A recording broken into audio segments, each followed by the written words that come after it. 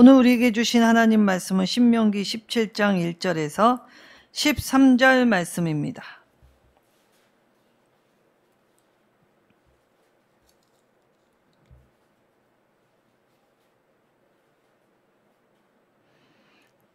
구약성경 288쪽입니다.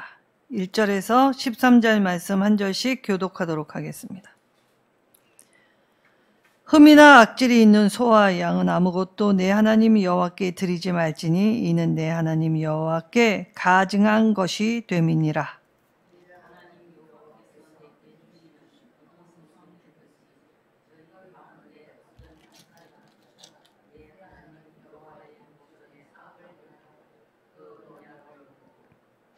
가서 다른 신들을 섬겨 그것에게 절하며 내가 명령하지 아니하는 이로할 성신에게 절한다 하자.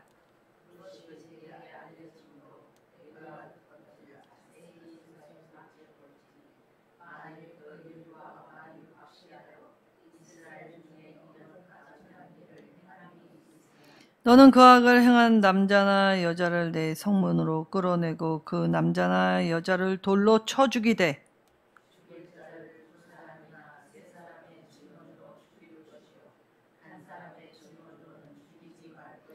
이런 자를 죽이기 위하여는 증인이 먼저 그의 손을 댄 후에 뭇 백성이 손을 댈지니라. 너는 이와 같이 하여 너희 중에서 악을 제할지니라.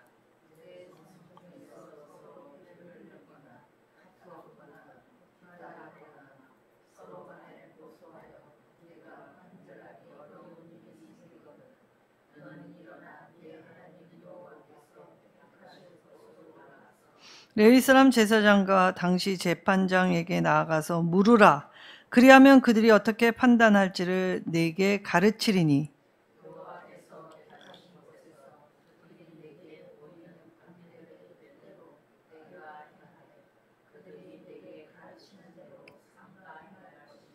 곧 그들이 네게 가르치는 율법의 뜻대로 그들이 네게 말하는 판결대로 행할 것이요 그들이 네게 보이는 판결을 어겨 좌로나 우로나 치우치지 말 것이니라.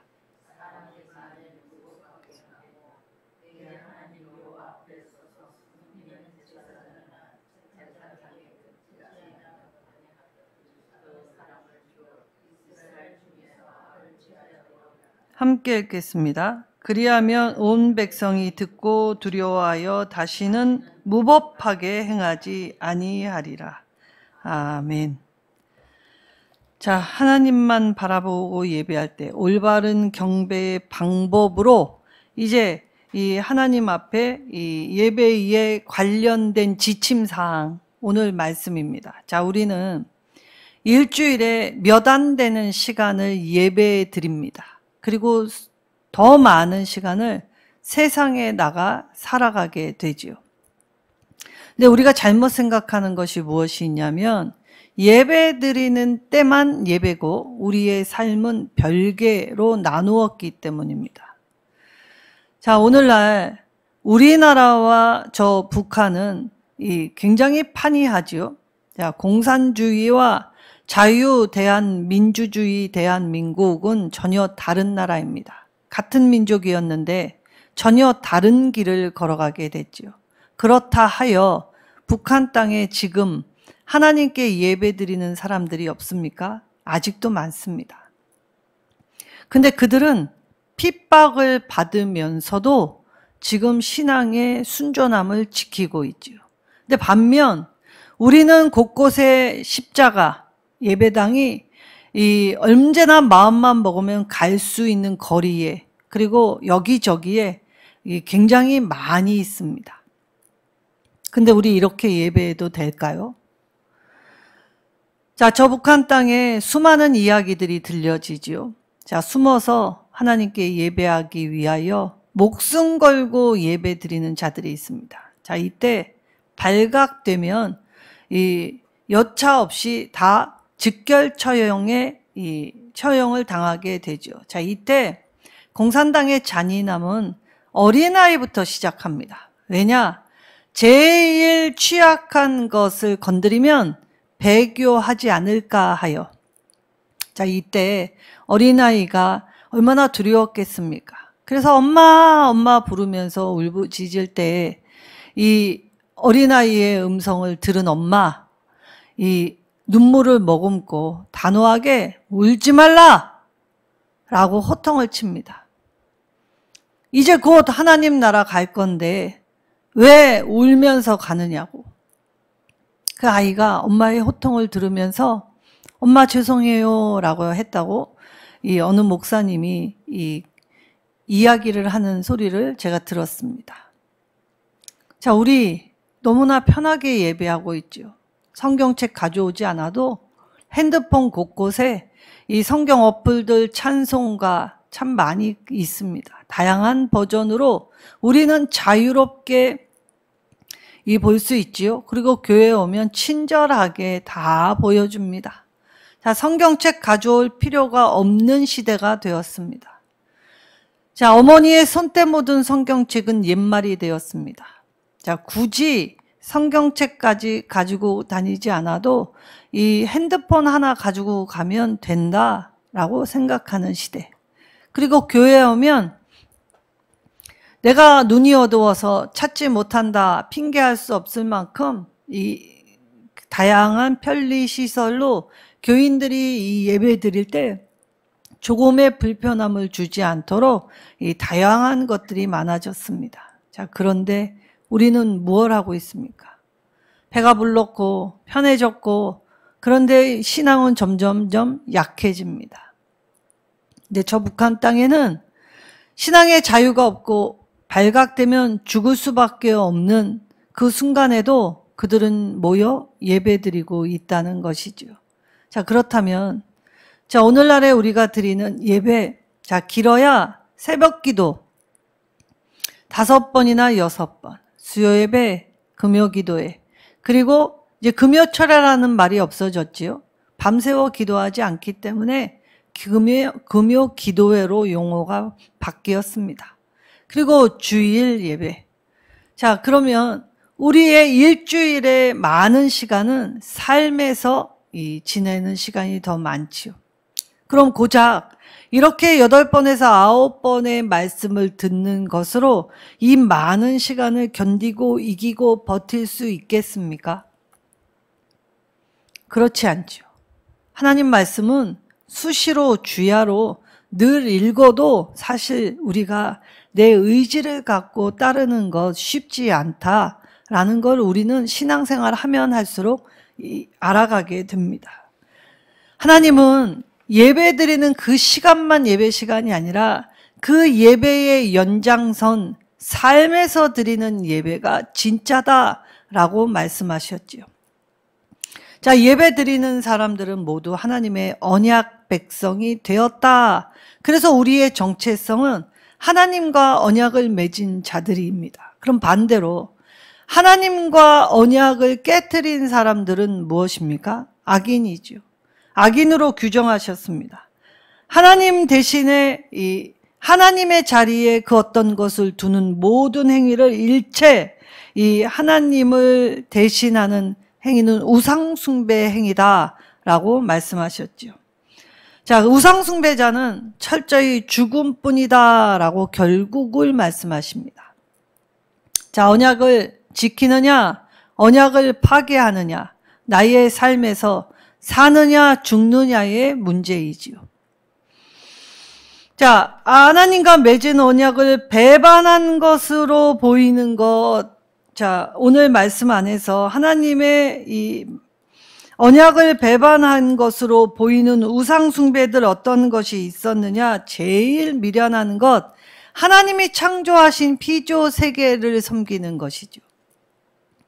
자, 특별히 오늘 이 3절의 말씀에 보면 가서 다른 신을 섬겨 그것에게 절하고 내가 명령하지 아니한 이런 성신에게 절한다 하자라고 말씀하십니다. 자, 해, 달, 별들. 자, 성신, 직역하면 모든 하늘의 군대라는 뜻입니다. 자, 여기서는 별들을 의미하죠. 사사기 5장 20절에는 별들이 하늘에서 싸운다고 이 시스라의 군대와 싸우는 하나님의 군대의 역할로 암시합니다. 그러나 여기에 별들은 이방인들이 섬기는 이 피조물을 섬기는 행위, 그래서 별을 의미하지요. 자, 별 보고 점치고 별 보고 이 기륭화복을 이야기하는 일들 그 당시에는 굉장히 많았습니다. 점성술, 그래서 고대에는 특별히 이 바벨론 문화권에는 이 점성술이 꽤 많이 발달하였지요. 자, 그러면 왜 일월 성씨를 섬기게 되었냐? 우리도 오늘날 태양이 주는 이 영향권에서 자유롭지 못합니다. 과학이 발달하고 문명이 발달했다고 하여도 실상 우리의 대다수의 많은 땅은 이 태양빛으로 말미암아 자라나고 열매 맺고 그리고 수확하게 되지요. 그래서 태양으로부터 자유롭지 못합니다. 자, 이 태양은 하나님이 만드신 피조물이지요. 근데 이 태양이 주는 이익, 태양이 주는 나에게 값진 것이라 생각할 때 이 태양을 하나님 섬기듯이 섬겼다라는 것입니다. 자, 그러면 우리가 딱 하나 깨달아야 하는 것이 하나 있습니다. 자, 하나님, 위대하신 광대하신 하나님 앞에 하나님이 창조해 주신 이 반짝반짝 빛나는 해, 달, 별들은 하나님에게는 초라한 것들입니다. 하나님이 이 초라한 것들로 하나님을 대신하시겠습니까? 절대 그럴 수 없지요. 자, 천국에는 해, 달, 별이 따로 있지 않다고 하죠. 왜 그렇습니까? 하나님 자체가 빛이시기 때문에 하나님으로부터 나오는 이 광명의 빛이 이 온 세상을 밝히고 따뜻하게 하고 머무르기 때문에 이 피조 세계의 1월 성신이 주는 이득을 구할 필요가 없지요.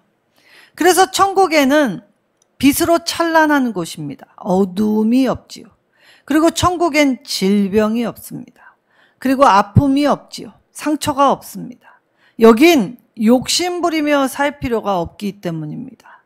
자, 에덴은 첫사람 아담과 하와가 그 에덴에서 지낼 때 일할 필요가 없었죠.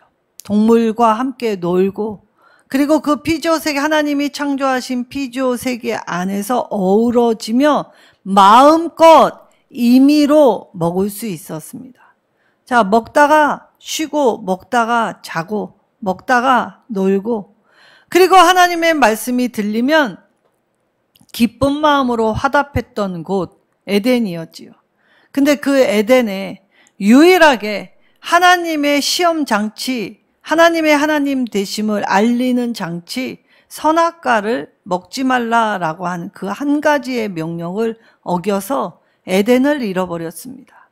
그러면 우리가 나중에 회복해야 하는 곳은 어디입니까? 새 에덴이겠죠. 그 에덴을 다시 회복할 수 있게 하신다는 것입니다. 자, 그렇다면 오늘 하나님의 이 찬란한 앞에 고작 아무것도 아닌 이 해달별을 사람들이 섬기게 될 때 이들의 하는 일들, 자, 하나님은 우상 숭배에 관한 건 반드시 처벌하시겠다라고 말씀을 하셨지요. 하나님이 창조하신 세계 안에 동물들을 신으로 섬기고 그리고 여러 가지의 자기의 눈에 기이하고 또 특이하다라고 느끼는 것, 자, 하나님을 대신한 분신을 여겨서 이 하나님 자리에 그것들을 갖다 놓으면서 하나님이 혐오하시고 가장 싫어하시는 일들을 행하면서 나는 하늘을 두려워하며 살고 있다라고 착각할 때, 자, 하나님은 이제 이러한 것들, 하나님의 언약 파괴하는 행위들을 더 이상 간과하지 않으시겠다고 말씀하십니다. 자, 그리하여 남녀노소를 막론하고 우상숭배는 하나님의 언약을 어기는 행위로 간주하시지요. 그래서 이러한 일들이 드러나게 되면 돌로 쳐 죽임을 당하게 되어 있었습니다. 자, 그럴 때, 자, 하나님은 생명을 가장 사랑하시지요. 생명을 사랑하시는 하나님께서 이 생명을 돌로 쳐 죽이는 형벌을 받게 될 때에 이 함부로 하거나 가볍게 여기지 않게 아주 특별한 장치를 하나 걸어 놓으셨습니다. 자, 무엇입니까? 재판이었지요. 지난 시간에도 우리 이 지방에서 이 각 성읍에 재판관을 꾸리고 또 거기서 해결이 되지 않으면 중앙 성소로 나와서 이 재판을 할 수 있는 여러 가지의 상소 제도들을 살펴보았지요. 자, 오늘 4절의 말씀에는 자세히 조사하라라고 말씀하십니다. 이때 자세히 조사하다라는 말을 이 히브리어로 살펴보면 이것이 진짜로 확증될 때까지 물어보아야 하지요. 그리고 열심히 조사한 결과 그 말이 진짜였음이 드러날 때 이 일이 실행되는 것입니다. 자, 그러면 이렇게 면밀히 자세히 조사할 때 이 특별히 이 특출나게 드러나는 역할은 누구였습니까? 증인이었지요. 증인의 말, 증인의 입에서 나오는 말. 증인의 입으로 표현을 할 때 입에서 나오는 증언이 재판의 결과를 좌지우지할 수 있기 때문에 이 매우 중요한 요소이면서 동시에 한 사람의 증언으로는 사람의 생명을 함부로 거두지 않으셨지요. 그래서 반드시 이스라엘의 재판에는 증인은 두세 증인이 있어야 했던 것입니다. 그만큼 하나님은 생명에 관한 법에서는 굉장히 신중하셨지요. 자, 그럴 때 이 재판 안에는 자, 신체 상해 소송, 서로 다투다가 이 한쪽이 때려 이 신체가 이 다치게 되었을 때, 그래서 구타하였거나 라는 표현을 하시지요. 그리고 서로 피를 흘렸거나, 자, 살인사건 소송도 이야기가 되어 있습니다. 자, 사람 사이에는 분란은 늘 있기 마련이지요.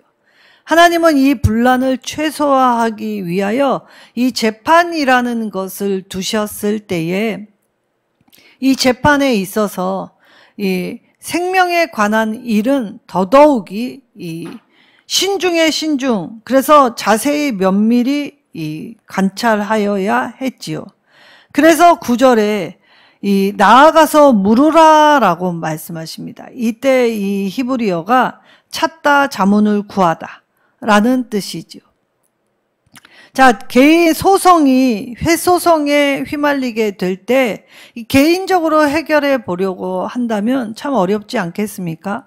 그래서 오늘날에도 좋은 변호사, 유능한 변호사 돈 많이 주고 찾는 것처럼 이들이 이 재판을 하게 될 때에 이 재판 안에는 자세히 면밀히, 그래서 이 판단의 기준을 또 재고 또 재서 이 억울함 없게, 그리고 불공정 없게 조심하라라는 것이죠. 그러나 자, 오늘날이나 고대에나 똑같았던 건 이 재판을 굽게 하는 일은 언제든지 있었습니다.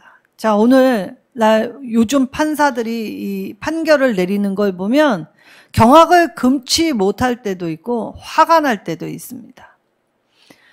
자, 손현보 목사님, 자, 세이브 코리아 이 집회를 주관하고 또 설교 중에 대통령을 욕했다고 지금 구속이 되었습니다. 자, 이때 이 아내 되시는 사모님이 목사님을 찾아갔더니만 무슨 중죄인, 살인죄 죄인처럼 포승줄에 묶어서 끌고 가는 것을 보셨다고 하지요.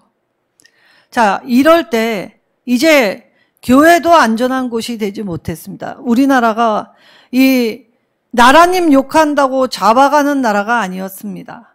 그런데 오늘날에는 이제 나라님 욕하면 잡아가는 시대가 되었습니다. 그리고 이 종교의 자유를 보장했던 민주주의는, 자유민주주의는 이제 오간데 없어지지요.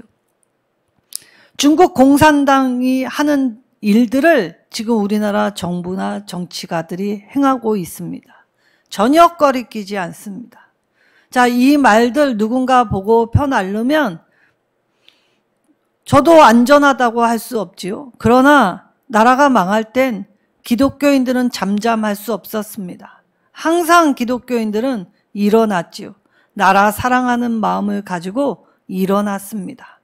자, 그러나 여자아이를 유괴하려는 시도를 4번이나 한 이 20대 남성 범죄자들 두셋은 이 무혐의 혐의를 받고 풀려났다고 하지요. 분명 시도가 있었고 또 이 아이들이 여자아이들이었기 때문에 어떠한 유린을 당할지 못할지 모르는데 이 범죄자들 혐의 없다고 풀려나는 세상이 되었습니다.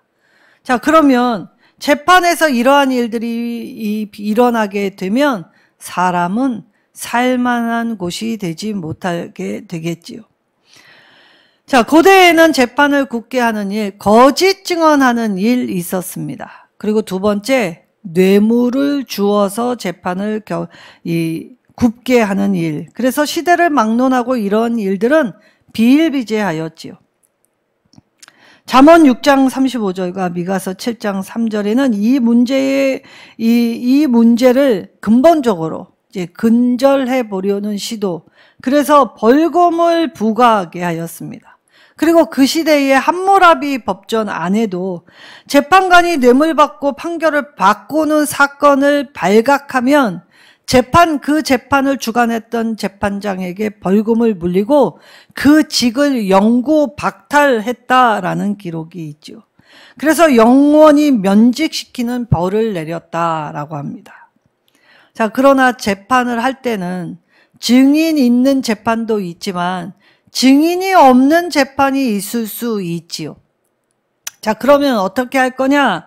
하나님은 이 증인이 없는 재판을 할 경우 이 6절에 말씀을 하십니다. 자, 증언해줄 증인이 없는 경우, 자, 사실로 입증하려면 두세 증인을 세워야 하지만 이 두세 증인이 없다면 하나님 앞으로 가져가라는 것입니다. 자, 우리나라뿐만이 아니라 외국에서 이 재판을 거행하게 될 때 성경에 손을 얹고 위증하지 않겠다는 선서를 하지요. 자, 그 말의 뜻은 무엇입니까?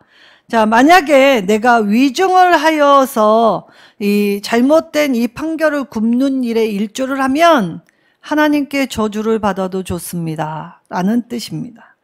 그러니까 자신이 거짓 맹세해서 저주받겠다라는 이 단호한 그리고 결단을 보여주게 되지요.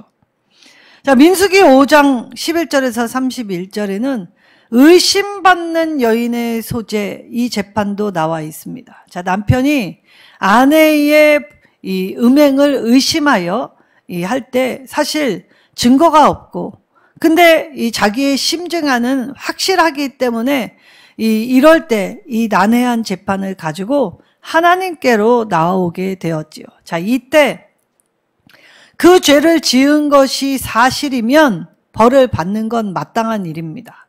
그러나 그 죄를 지은 것이 사실이 아니면 어떻게 됩니까? 하나님은 더하여 이 평안과 그리고 번성의 복을 허락하여 주셨지요. 그래서 재판은 하나님 앞에서 내가 이 일을 행할 때 이 재판이 한 사람의 인생이 걸린 일이기 때문에 이 일을 위해서 내가 하나님을 섬기고 하나님의 말씀을 듣는 자로서 내가 지금 이 재판에서 바르게 판단하고 있는 것인가 자각하라는 말씀이십니다. 자, 자각할 때 오늘날에도 이 일들이 있지요. 자, 벌은 지은 것만큼 준하여 내려지게 되어 있습니다. 그러나 이때의 이 12절에 사람이 만일 무법하게 행하였는데 이 하나님 앞에서나 섬기는 제사장이나 재판장 말을 듣지 않았다라는 것이죠. 그럴 수 있죠. 고집 센 사람들은 자기의 죄를 인정하지 않는다고 합니다. 자, 범죄자들 중에 이 피의자, 자기가 괴롭힌 사람이 아니었다면 내가 걸리지 않았을 텐데, 자, 이렇게 생각하는 게 정상입니까? 근데 범죄자들은 내가 이 피의자, 내가 괴롭힌 사람만 아니었다면 내가 걸리지 않았을 텐데 라고 하며 자기가 괴롭혀놓고 자기가 괴롭히는 사람에게 원망을 다 쏟아내어 재범죄, 다시 보복하는 범죄율이 높다고 하죠. 그게 범죄자의 특성이라고 합니다. 그래서 하나님은 이스라엘 안에 이러한 악을 제하여 버리라 라고 말씀하셨지요. 그래서 이 제하여 버릴 때 함부로 생명을 상하지 않게 상소제도 각성의 재판관의 판결에 불복한다면 중앙성소에 있는 제사장들에게 의뢰하라 라고 하시지만 만약에 그것이 가짜로 드러나게 된다면 이것은 하나님 권위를 직통으로 위반한 것으로 간주하여 하나님 거역죄로 여겨 사형죄에 처해지게 되지요.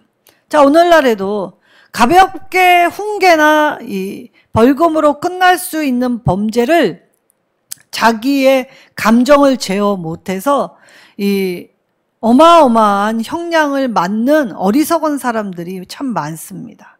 자, 경찰이 내리라고 했는데 불복하고, 그리고 이 경찰을 폭행하려고 시도하다가 벌금형으로 끝날 수 있는 일이 6년을 맞는다든지, 그래서 이 자기 감정을 조절하지 못해서 공무집행 방해죄로 가중처벌되는 일들을 종종 보게 되지요.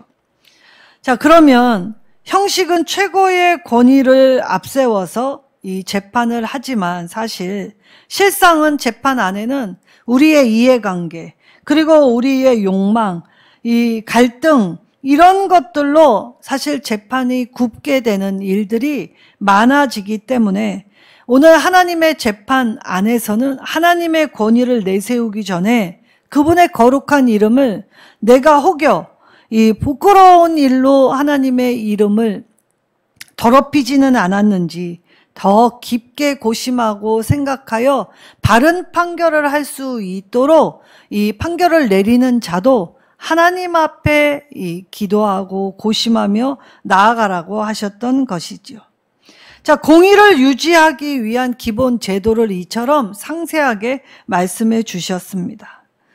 자, 그렇다면 우리가 피조물을 하나님보다 앞세우거나 아니면 하나님과 동등됨으로 놓아두거나 아니면 하나님보다 조금 못한 것으로 섬기는 일체의 행위는 하나님은 모두 똑같은 행위로 간주하신다라고 하셨고, 그리고 선물로 주신 이 가나안 땅에서는 이러한 일들 일어나선 안 되는 것이다 라고 말씀하셨습니다.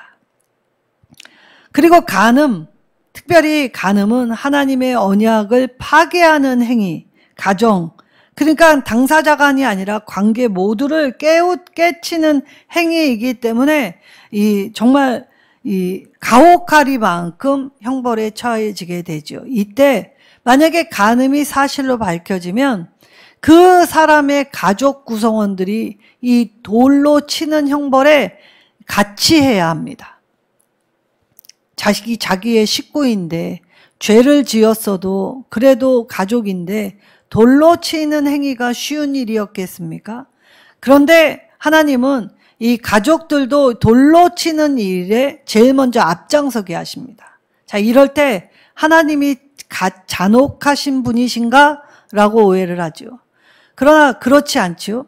만약에 이 음행하는 사람들과 내가 비록 가족일지라도 내가 여기 동조하거나 눈 감아주거나 그리고 모른 척하지 않았습니다 라는 자기의 이 정직함을 고백하는 일이 돌로 치는 일이었다는 것입니다. 그래서 이런 행위들은 하나님 앞에 결코 용서받지 못한다는 것을 강조하시면서 이 땅에서 우리의 예배가 삶으로 이어지게 될 때 삶의 진짜 모습, 하나님의 권위에 도전하지 아니하고, 자, 하나님 앞에 재판받으면서 하나님께 나아가 물을 때 하나님이 판결하신 것 내 죄로 인정하고 이 순하게 받으라 라고 말씀하셨는데도 불구하고 그것에 만약에 항변하고 자기가 아닌 거라고 우기게 될 때는 즉결 처분, 극형에 처해지게 만드셨지요. 자, 이건 사회의 질서를 확립하고자 하는 하나님의 조치였습니다. 더하여 동시에 범죄를 예방할 수 있는 조치가 되기도 하였지요. 자, 그러면 우리의 예배가 삶으로 이어질 때, 하나님만 바라고 예배할 때 우리의 일상의 삶에서 자, 하나님을 속이는 건 하나님이 가장 싫어하시는 일이시다 라는 것이죠. 이때 하나님께 드리는 제물 흠없는 것으로 가져오라고 하셨습니다. 자, 이 제물은 예수 그리스도를 상징하지요. 그러기에 오늘 예수 그리스도의 거룩한 걸 온전히 드리지 않는다는 건 그 자체로 이 예수 그리스도가 주신 구원의 은혜를 가볍게 여기는 행위로 받으신다는 것입니다. 하나님은 가나안 통째를 선물로 이스라엘에게 주셨습니다. 가나안은 하나님의 것이지 이스라엘의 것이 아니었지요. 거저받은 은혜가 있었는데도 불구하고 하나님 앞에 이 은혜에 감사하지도 아니하고 그리고 이 하나님의 은혜를 함부로 다뤘다는 것입니다. 예배할 때 우리의 삶에서 하나님의 은혜를 함부로 다루는 일들이 무엇인가를 곰곰이 돌이키는 것도 이 하나님 주시는 지혜일 수 있지요. 그리고 두 번째, 우리가 하나님이 원하시는 것 따라 행하게 될 때에 사실 하나님 외에 다른 것을 신으로 삼는 모든 행위는 하나님을 모독하는 행위다라고 말씀하십니다. 자, 그러면 자, 이단들 반드시 우리가 돌이켜야 하는 건 맞습니다. 그런데 이단과 논쟁을 할 필요는 없습니다. 하나님의 말씀을 선포하고 평화를 선포한 이후에 듣지 아니하거든 반드시 단호하게 돌아서라 말씀하시죠. 그들과의 교제를 하지 말라고 하나님 말씀하십니다. 한두어 번 권면한 이후에 듣지 않거들랑 그들과의 교제도 단절하라 라고 말씀하십니다. 그럴 때만이 우리가 하나님의 앞에 이 순수성을 지킬 수 있기 때문이죠. 그리고 하나님의 뜻대로 판결해야 하지요. 자, 그러나 오늘날의 교회에도 몇 가지의 이 권징이 있습니다. 자, 작은 권징부터 큰 권징. 자, 작은 권징은 무엇입니까? 수찬 정지. 그러니까 세례와 그러니까 성찬에 참여할 수 없습니다. 철저히 하나님 앞에 일정 기간을 회개하는 기간을 갖고 그리고 다시는 그 일을 행하지 않겠다는 모습을 보이게 될 때 이 난 이후에 이 성찬에 참여할 수 있게 하지요. 그러나 이것도 이 작은 권징도 교회 안에서 할 수 없는 시대가 되었습니다. 자, 교회가 이 교회밖에 없냐? 그리고 교단이 이 교단밖에 없느냐? 하고 이사 가면 그뿐이지. 자, 이사 가서 다른 교단, 다른 교회로 가면 되지. 내가 이 교회에서 수모와 수치를 당하면서 나 이런 권징 받지 않겠다. 성도는 받지 않습니다. 그래서 오늘날에는 사실 권징이라는 단어가 있기는 있어도 사라진 형태가 되었지요. 자, 그러기에 하나님의 뜻대로 할 때 이 판결을 내리는 자는 이것이 과연 하나님의 뜻에 맞는 것인가에 대한 고심이 있어야 하고 그리고 자신의 이해관계와 감정 그리고 여기에 이 갈등의 요인들을 다 배제하고 내가 이것을 하는 것이 정말 하나님의 뜻인지를 묻고 또 묻고 점검하며 신중히 행해야 하죠. 그리고 권징을 받는 사람 또한 이것이 하나님의 뜻이라면 내 죄를 자복하고 나아가는 것이 바로 그것이 살아있는 예배의 모습이 된다고 하셨던 것입니다. 자, 사람에게 주신 이 능력은 하나님으로부터 온 것입니다. 그때 하나님은 하나님이 세우신 권위에 순종하라고 하셨지요. 질서를 세우기 위함이셨습니다. 그러나 그 또한 사람인지라 자기도 언제든지 죄를 짓고 나도 용서받은 죄인이라는 걸 깨닫게 될 때에 죄인을 향하신 하나님의 그 크신 사랑을 깨닫고 우리도 그 사랑에 힘입어 서로를 받으며 허물을 감싸주며 그렇게 아름다운 공동체로 세워지게 되는 것이 하나님의 뜻이라는 것이지요. 쳐내는 건 너무 쉽습니다. 그러나 받아서 끌어안고 그것을 가꾸고 키우는 일에는 수고와 헌신이 아니면 할 수 없는 것이지요. 그래서 하나님은 하나님 나라의 공동체가 예배, 삶의 자리의 순간에도 이 예배의 말씀과 힘으로 하나님과 동행하는 모든 곳이 되기를 원하셨다는 것이죠. 우리 안에 갈등들, 의심들, 미움들, 다툼들 없을 수는 없으나 하나님의 사랑을 떠올리면서 오늘 하나님만 바라보고 하나님께 온전히 예배할 때에 오늘 하나님을 무시하거나 함부로 여기거나 그리고 하나님께 함부로 나아가는 일체의 모습을 중지하고 하나님 앞에 무릎 꿇고 겸비하여 하나님 말씀을 잘 들어 나를 점검하고 나를 하나님 앞에 바로 세우는 것, 그것이 예배자의 가장 기본이 되는 행위라고 말씀하셨지요. 오늘 하나님의 뜻대로 그리고 이 가르쳐 주시는 말씀대로 좌로나 우로나 치우치지 않는 믿음의 길, 그리고 우리의 삶 가운데 하나님이 미워하시는 악을 제할 때 우리 무법하게 행하지 않는, 하나님의 언약을 파괴하지 않는 하나님의 참된 믿음의 백성이 되게 인쳐주시고 그 인치심을 통하여 우리의 삶을 붙잡아 주신다고 약속해 주셨습니다.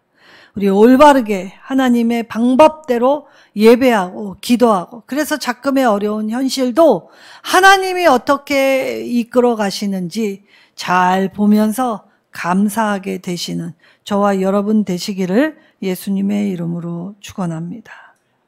오늘 이 말씀 부여잡고 기도할 때 하나님, 우리의 잘못된 생각을 교정하여 주실 때 하나님, 무법하게 행하였던 모든 잘못들 용서하여 주옵소서. 하나님의 처사를 받아들이지 않고 하나님의 판결에 복종하지 아니하며 하나님께서 백성을 위해 세우신 이 제도를 나는 오늘 경멸하고 하찮게 여기지 않는지 돌아보며 이제 말씀에 순종함으로 제일 먼저 나 자신을 하나님 앞에 세울 때 하나님, 항상 하나님의 은혜 가운데 소금으로 만냄같이 우리의 삶이 빛나고 아름다워질 수 있도록 함께하여 주옵소서. 우리 주여 한번 부르짖고 말씀 붙잡고 기도하겠습니다.